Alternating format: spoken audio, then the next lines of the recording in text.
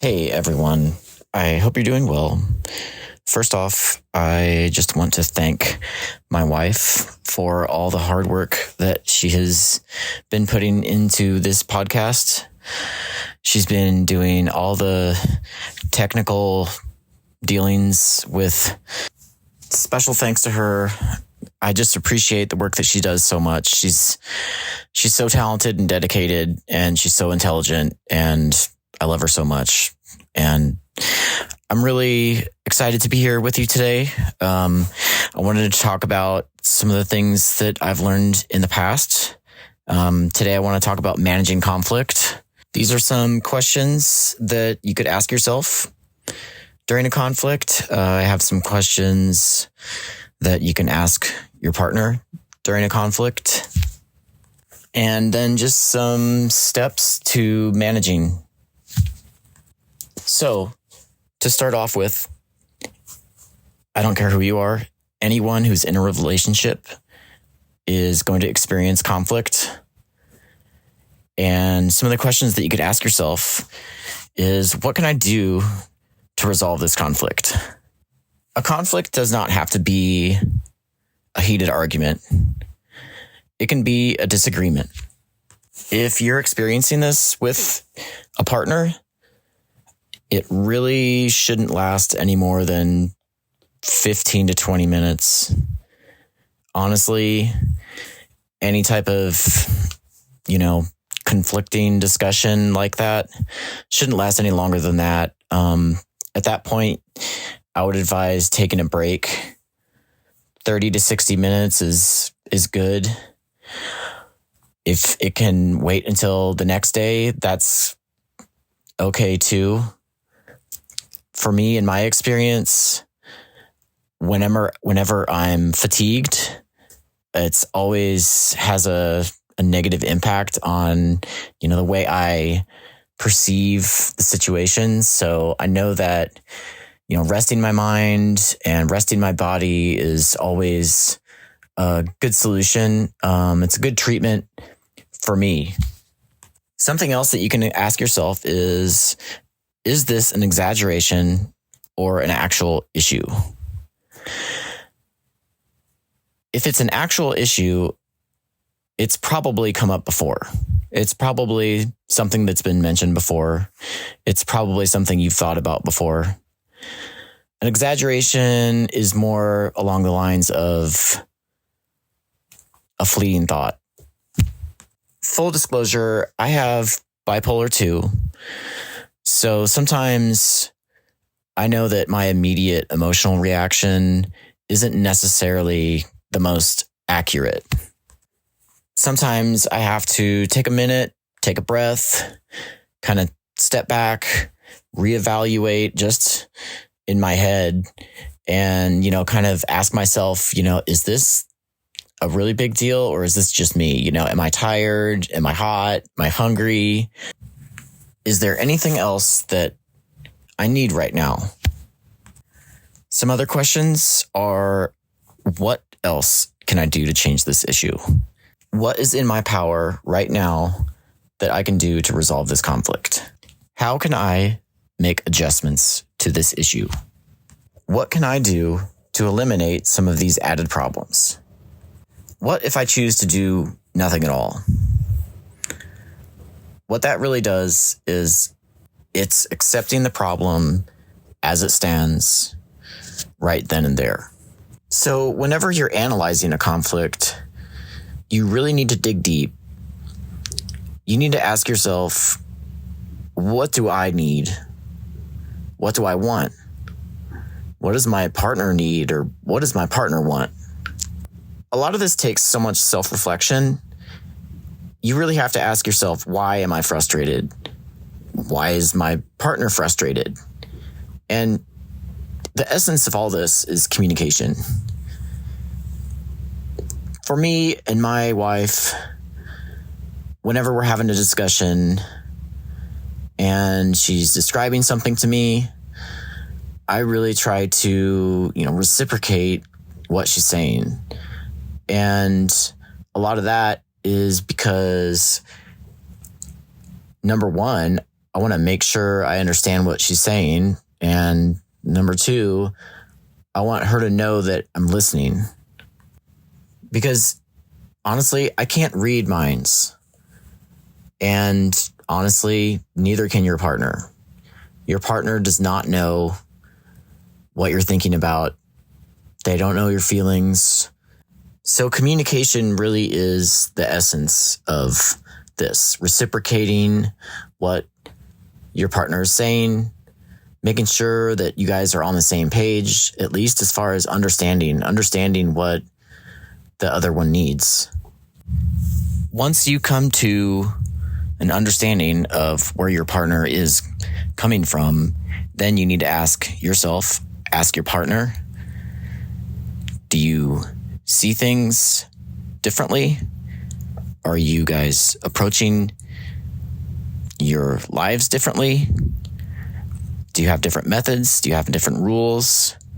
And most importantly, do you see the facts in the same way that your partner does? Because if you can't agree on the facts, you really need to take a step back and figure out why that is. If this is a conflict that's happened more than one time, what have been or will be some of the major outcomes from this? What can I lose if this conflict continues to escalate? What aspects am I willing to negotiate? What are you willing to trade off? What are you willing to compromise to achieve this primary goal? That primary goal being the goal that you have with you and your partner. Maybe you can ask yourself who would best help you get to that point. And talking about a primary goal, what common hopes do you have? What primary goal do you have with your partner regarding this issue? And if there is a resolution on the table, if you do decide to resolve, what steps are you prepared to take to get to that point? One of the first steps would be defining the problem. Doing this with less words is always better. Sometimes this takes a minute to think about. Sometimes it doesn't. But just being able to kind of identify the problem in 1 to 2 sentences. Be sure to collect facts and opinions. What is the situation? What happened? What procedures were involved? If you can get on the same page with your partner on the facts and hear their opinion, sometimes it can get resolved right there. Consider all solutions. Brainstorming solutions with your partner is a very productive way. Sometimes you have to go through a lot of different ideas. Things that might seem like they're coming out of left field could lead you to a very logical solution. Be sure to rule out criticism. Don't take this as an opportunity to criticize your partner. Define the results that are expected. Define the results that you expect. Understand the results that your partner expects also. What should happen in resolving this conflict? What goals should be set? Again, communication is the key. Understanding what your partner needs and making sure that they know exactly what you need is going to make this so much easier. Set solutions that will be desired by both parties, not just one. Be sure to implement those solutions. Establish specific timelines and goals, if this is applicable, for implementing, and then evaluate. I can't emphasize enough how important it is to check in with yourself, do self-evaluation, make sure that all is well. Check in with your partner, make sure all is well. Ultimately, the goal should be a mutual solution that maintains an inclusive approach without abuse of the other person. So we've talked about managing conflict, but what are some of the rules for doing this in the present moment? when you're talking to someone, you're talking to your partner, you should have some ground rules on what is fair. One thing you can do is decide on a time limit before you begin and stick to it for real. No more than 30 minutes max. It's better off if it's 15 to 20. If you don't finish, if you guys don't come to an agreement in the time allotted, schedule another time to do it the next day. Decide how many quote unquote zaps you'll permit before you or your partner walks out. A zap is a hurtful remark or an insult, a threat, or sarcastic dig. Any attempt to threaten, shame, or blame could be a zap. When you get to the number agreed upon ahead of time, walk out. I was speaking with a colleague of mine and I asked her, what is your zap? Like, what's your ultimate zap? What's your deal breaker? And she told me yelling. She said when she's having a conflict with her husband and he begins to yell, she walks out. And for me at the time when I heard that, it was a little alarming, but it also made me happy. It made me very hopeful for the future. When I had this conversation, I was still with my ex. And honestly, I just really created a model for an extremely high standard in a partner.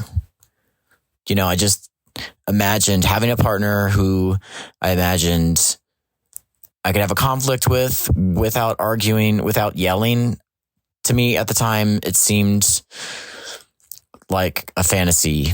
But I can tell you right now that if you're with the right person and you guys are both on the same page, it's totally doable.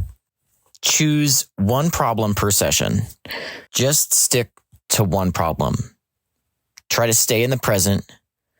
Don't bring up what happened 12 years ago or 12 days ago unless it very specifically relates to what you're talking about. Stick to the point. Don't get carried away with other subjects. Like I said, one problem per session. Stay in the present. Stick to the point. Own your own feelings. Avoid blaming your partner for your feelings.